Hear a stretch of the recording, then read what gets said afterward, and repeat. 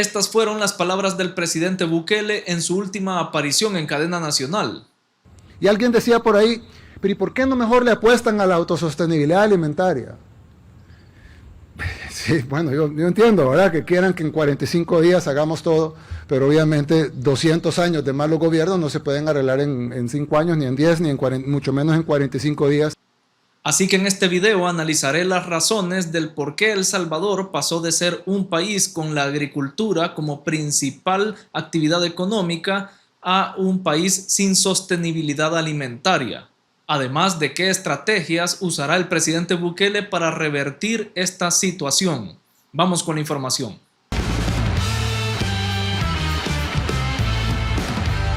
Investigando un poco más sobre este tema y así traerles una información de calidad en este video, me encontré navegando por internet con este documento. Es una tesis o trabajo de graduación sobre el deterioro del sector agrícola en El Salvador y uno de sus autores es Rashid Bukele Guillén. Él es primo del presidente Bukele, o sea, es hijo de Mario Humberto Bukele Catán, que es el tío de Nayib Bukele. Es una tesis del 2012 para graduarse como licenciado en Economía de la UCA y me pareció interesante tomar algunas cosas de este documento para hacer y compartirlas en este video. Obviamente no voy a usar todo el contenido del documento porque ya sabemos que estos documentos de tesis son bastante técnicos y tampoco se permite una crítica directa a un gobierno porque quedan en el archivo de la universidad. Pero usaré lo que pueda utilizar en cuanto a historia de la agricultura en El Salvador y lo demás, ya la crítica social viene de mi parte, de mi conocimiento, mi experiencia y también otra información que he recopilado. Para entender qué estrategias específicas utilizará el presidente Bukele para reactivar el agro acá en El Salvador, debemos entender qué factores fueron los que llevaron a la ruina aquel modelo agroexportador que teníamos años anteriores.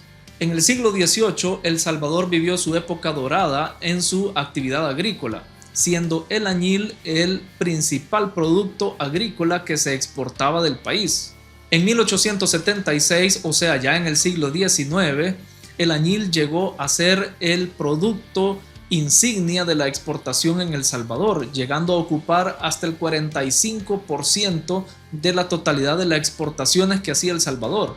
El descubrimiento de colorantes artificiales en Europa supuso el final de la época del añil acá en El Salvador, ya que estos colorantes artificiales eran mucho más baratos. Fue así como el café fue tomando relevancia progresivamente y se convirtió en el principal modelo agroexportador del país. Los gobiernos en ese entonces tomaban muchas políticas para incentivar el agro. Por ejemplo, vendían las tierras del Estado a bajo costo a los agricultores, eliminaron la figura de las tierras comunales, subsidiaron también la producción del café, tanto así que llegados los años 1920, cuando explotó la demanda del café en el mundo, el café que se exportaba desde El Salvador hacia el mundo llegó a ocupar hasta el 70.2% de toda la exportación que hacía el país. En este punto de aparente prosperidad para El Salvador, donde la producción y la exportación del café nos traían muchas ganancias y bienestar a los agricultores y a todos los salvadoreños en general, tenía que aparecer esa figura o ese verdugo que ha tenido por años históricamente El Salvador, y es la corrupción. Esas medidas que tomaba el gobierno en ese entonces para mejorar la producción del café iban orientadas más que todo a los grandes productores o a los grandes exportadores, dejando siempre de lado a los pequeños agricultores. Y fue así como nacieron los oligarcas, o sea, personas que con mucha influencia en el gobierno, con mucho poder adquisitivo, o sea, personas millonarias en ese entonces, que podían influir en las decisiones del gobierno para que todas estas medidas que tomaba el gobierno les favorecieran más a ellos que a otros agricultores. O sea, básicamente compraban voluntades con el dinero que tenían de sobra y se volvía un ciclo de nunca acabar. Se beneficiaban del gobierno, estos compraban voluntades y así seguía la rueda de caballito, como le decimos a veces acá. Pero acá les vino un problema, y es que se habían centrado demasiado en la producción del café, que cuando vino la crisis mundial, o sea la Gran Depresión en Estados Unidos, y que fue un fenómeno mundial en 1929, todos estos productores se vieron afectados porque bajó terriblemente la demanda del café y se pusieron muy caros también los insumos y todo lo que ellos usaban para producir. Entonces la crisis condenó a El Salvador a una gran recesión porque no habían diversificado la producción. Recordemos, solo se producía café y nada más, o en su mayoría era café, y habían dejado muy de lado otros productos agrícolas que también se necesitaba despegar. La crisis se extendió hasta después de la Segunda Guerra Mundial, que finalizó en la década de los 40, y aquí sí ya tomaron la decisión los oligarcas junto con el gobierno. Bueno, ellos influyeron en el gobierno para obtener beneficios y poder así diversificar su producción. Ahora ya no solo se producía café, sino también caña de azúcar y algodón. La industria textil despertó mucho interés en aquellos grandes productores de aquí de El Salvador, tanto así que en 1970 la producción de algodón llegó a significar hasta el 15% de las exportaciones del país. Una vez más, los oligarcas o las familias más pudientes del país fueron los que controlaban al gobierno en ese entonces. Y siempre que habían medidas para mejorar la producción agrícola en El Salvador, siempre ellos se veían como los mayores beneficiados. Y fue así como los productores pequeños nunca podían despegar. Por mayores esfuerzos que hicieran, era muy difícil obtener una ayuda del gobierno que realmente a ellos les permitiera pasar de ser pequeños a medianos productores y así ir escalando. Pero el periodo entre 1980 y 1992 fue el que más golpeó a la agricultura de El Salvador por la guerra civil. En esa época se buscó implementar una reforma agraria que no dio sus frutos. Constaba de 3 fases. La primera fase consistía en la nacionalización del comercio y las exportaciones.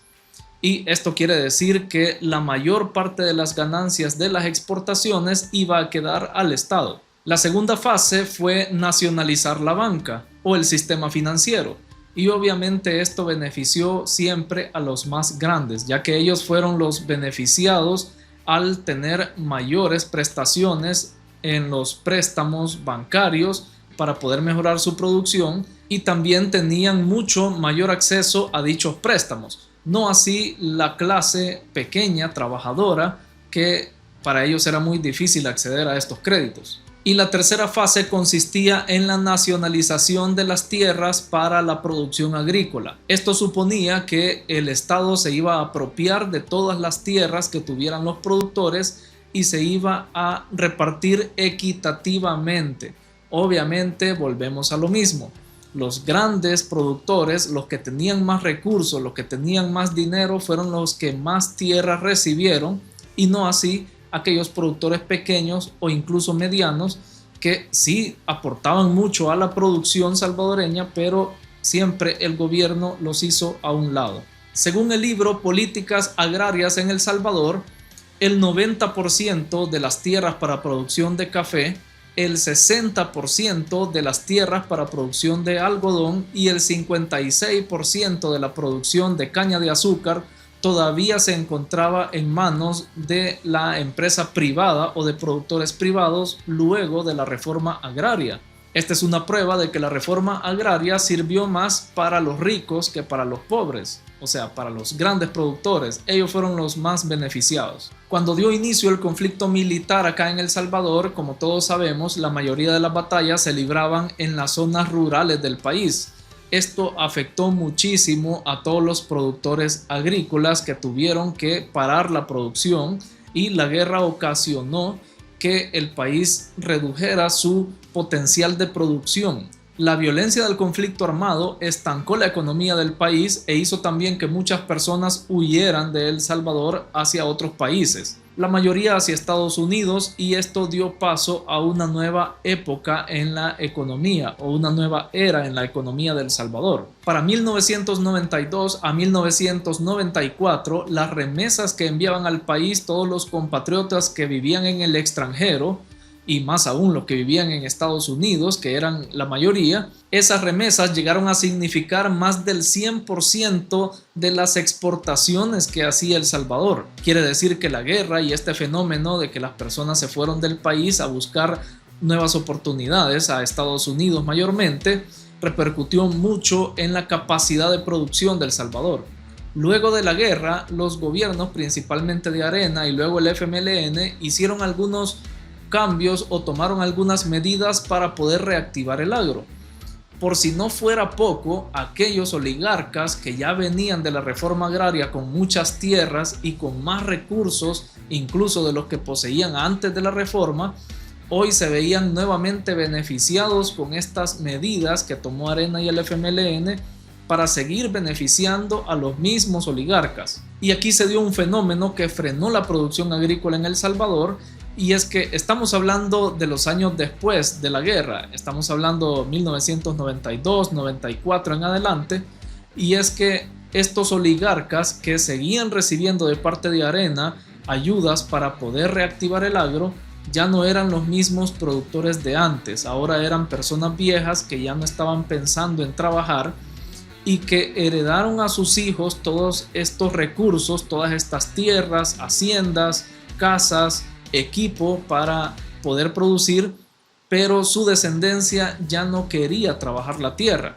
querían dedicarse a sus estudios porque muchos de ellos tuvieron la facilidad, como venían de una familia con mucho dinero, pues pudieron ir a estudiar a otros países o en universidades de acá, pero alguna profesión diferente a la agricultura. Entonces ya querían dedicarse a su profesión o querían salir del país y no dedicarse a lo que sus padres o sus abuelos se dedicaron, que fue administrar una finca o administrar los recursos para producir ya sea verduras, fruta o lo que sea, café, caña de azúcar, como le decíamos, algodón. Todo esto ya no lo querían hacer.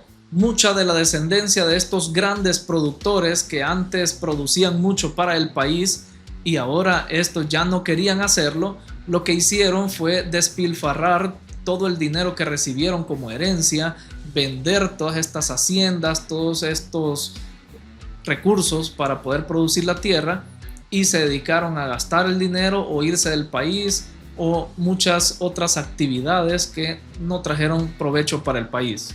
Hoy en día son pocas las fincas que, por ejemplo, funcionan todavía exportando café o produciendo café, ya que de los productos de la tierra que se cultivan acá en el país, esto es lo que más se exporta, el café. Luego de ver este breve recorrido por la historia del agro en El Salvador, podemos concluir fácilmente que el mayor problema aquí en El Salvador siempre ha sido que los oligarcas o esos grupos dominantes o familias dominantes acá en el país siempre han influido en el gobierno para que las políticas que el gobierno quiere aplicar les favorezca únicamente a ellos. Siempre se ha tratado de ellos, siempre se ha tratado de que ellos obtengan más recursos, de que ellos se hagan más ricos, o sea, básicamente hacer más rico al rico y más pobre al pobre. Y por si no fuera suficiente, han hecho del trabajo del campo algo denigrante.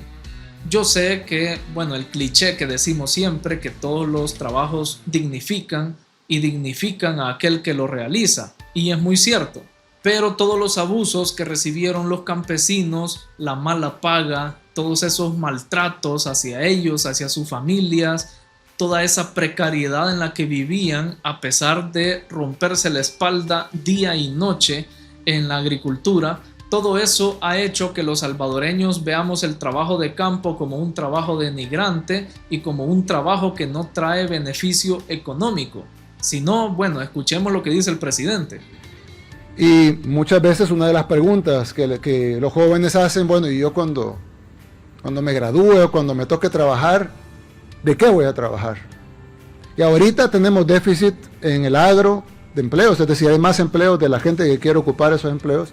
Tenemos déficit en la construcción, hay 7,000 plazas abiertas que nadie quiere llenar. Pero muchos jóvenes no quieren trabajar en construcción, no les gusta o probablemente sí les guste la tecnología. Debido a tantos abusos que han recibido los campesinos por parte de los oligarcas a lo largo del tiempo aquí en El Salvador, y por la miserable paga que les han ofrecido por su trabajo. Debido a eso, acá en El Salvador al campesino se le ve como alguien que no ha podido superarse en la vida o alguien que no ha podido salir adelante. Y discúlpenme, pero ese es un pensamiento muy retrógrada. Y sin embargo lo comprendo porque ha sido la realidad que hemos vivido durante muchos años. Que siempre el rico se aprovecha del pobre, el que tiene más recursos se aprovecha del que no los tiene y se aprovecha de su trabajo para pagarle mal y obtener el mayor beneficio de esa persona. Si no, pregúntenle a cualquier persona mayor o a un familiar que esté mayor, a sus padres o a sus abuelos, si todavía los tienen con ustedes, cuánto ganaban de cortar café, cuánto ganaban después de cortar café que venía la pepena, cuánto ganaban en la pepena, pregúntenles cuánto les costaba llevar un saco en la espalda lleno de café, llevarlo por un cerro, caminar kilómetros con ese saco en la espalda y si valía la pena por el pago que recibían. Pueda que muchos digan que sí valía la pena hacerlo porque era la única realidad que tenían en ese entonces, pero la verdad es que no. La paga que recibían no compensaba todo el cansancio, todo el daño mental, físico al que se veían expuestos los campesinos en ese entonces. De aquí es que sale ese honorable pensamiento que tuvieron nuestros padres y nuestros abuelos cuando nos decían: yo me rompí la espalda en el campo y yo trabajé, sufrí en el campo para que vos pudieras tener estudios en el bachillerato o la universidad y que no te dedicaras al campo, que no tuvieras que pasar por un trabajo de campo porque es lo más difícil que hay. O sea, inconscientemente nuestros padres y nuestros abuelos nos dijeron que no teníamos o que evitáramos a toda costa trabajar en el campo porque era un trabajo sufrido. Incluso algunos lo usaban como amenaza: si no salís bien en las materias, en el bachillerato, en la universidad, te va a tocar ir a pepenar o a cortar café, que era lo que yo hacía cuando estaba joven, dicen. Como si incluso el trabajo de campo no pudiera ser también una profesión de estudios universitarios o de estudios superiores. Esto es contra lo que está luchando el presidente Bukele y contra lo que estamos luchando todos los salvadoreños que queremos que se reactive el agro. Estamos luchando contra todas esas décadas de abusos que recibieron nuestros antepasados y que vino a dejar como mal visto el trabajo de campo y ahora nadie quiere dedicarse a eso. Por eso lo dice el mismo presidente: hay demasiados puestos o demasiadas vacantes de trabajo en la agricultura y los jóvenes no quieren trabajar de eso. Así que luego de conocer claramente el problema que enfrentamos aquí en El Salvador con el agro, se nos hace ya un poco más fácil discernir qué estrategias quiere usar el presidente Bukele para reactivar el agro o para que tengamos sostenibilidad alimentaria, como él lo dice. Número 1, y como primera estrategia, está beneficiando primeramente a los pequeños y medianos productores antes que a los grandes importadores de alimentos acá en el país, que son los nuevos oligarcas, digámosle así. Por eso el mensaje que dio en aquella cadena nacional donde les pidió a estos importadores como Super Selectos y Walmart que bajaran los precios de sus productos. Y al mismo tiempo implementó lo que son los agromercados para beneficiar a los productores pequeños y a los productores medianos y así poder crear un equilibrio, a lo que él explicó que era un versus entre la macroeconomía y la microeconomía. Y la ventaja es que al mismo tiempo que se benefician los pequeños y medianos productores, se beneficia también la población con los precios bajos. En segundo lugar, y como segunda estrategia, le quitó los aranceles a los alimentos de la canasta básica ampliada para el beneficio de los salvadoreños. Recordemos que esto puede venir a reducir los costos de aquellos alimentos que los importadores traen al país para la venta interior, pero también pensó en los productores agrícolas y redujo también o eliminó los aranceles de los insumos que usan los productores agrícolas para su trabajo. Esto viene a reducir los costos de producción que van a tener los productores agrícolas o los agricultores y hará que obtengan mayores ganancias. Al obtener mayores ganancias, muchas más empresas y productores locales o productores independientes van a querer unirse y producir. Lo que el presidente Bukele quiere conseguir con esto es hacer más atractiva la profesión del agricultor. Y digo profesión y no ocupación, porque se pueden profesionalizar en lo que hacen en la agricultura. Y mientras más atractiva sea o mientras más ganancia le deje a los productores, pues será un rubro donde más personas van a querer adentrarse y trabajar ahí. Y mientras más personas se dediquen a esto, es mejor para los salvadoreños, porque quiere decir que más productos van a estar a la venta dentro del país. O sea, va a aumentar la producción, lo que va a bajar los precios también. Y esto es obviamente a largo plazo. Él está dando este plazo de 10 años, donde dice que al final de estos 10 años, ahí sí se proyecta que vamos a tener la sostenibilidad alimentaria. En tercer lugar, lo que está haciendo es abrir nuevos puestos de trabajo en el área de la tecnología. Esto es porque, como ya lo decíamos, como fenómeno cultural, muchos jóvenes no quieren dedicarse a la agricultura y bueno, ahora ya tienen una alternativa que pueden dedicarse a estos trabajos en tecnología. Obviamente tienen que especializarse en esto, pues, pero ya será para ellos mucho más fácil poder especializarse, poder estudiar y luego dedicarse a lo que les guste, que puede ser ahora las nuevas generaciones dedicarse a rubros como la tecnología. Y estas son las 3 estrategias que ha anunciado hasta el momento el presidente Bukele. Entiendo que hay más estrategias, pero poco a poco las irá revelando. Esto, como les decía, es para un largo plazo de 10 años. Él está pensando que proyectándose para 10 años, en ese entonces ya tendremos la sostenibilidad alimentaria. Pero es poco a poco, es paso a paso. Son pequeños pasos que se dan en un periodo de tiempo un poco largo y que después llevan a grandes resultados. Muy bien, esto ha sido todo por este video. Quiero conocer tu opinión acerca de este tema y lo que está haciendo el presidente Bukele. ¿Qué te parece la historia de la agricultura en El Salvador? La di así un poco por encima para no hacer muy largo el video, pero espero que te haya gustado. Si fue así, suscríbete al canal, comenta tu opinión, comparte este video con tu familia y amigos y deja tu like. Acá te dejo más videos que puedes ver sobre la actualidad de El Salvador y anuncios del gobierno, siempre desde el punto de vista del análisis objetivo. Gracias por estar pendientes del canal y nos vemos en el siguiente video.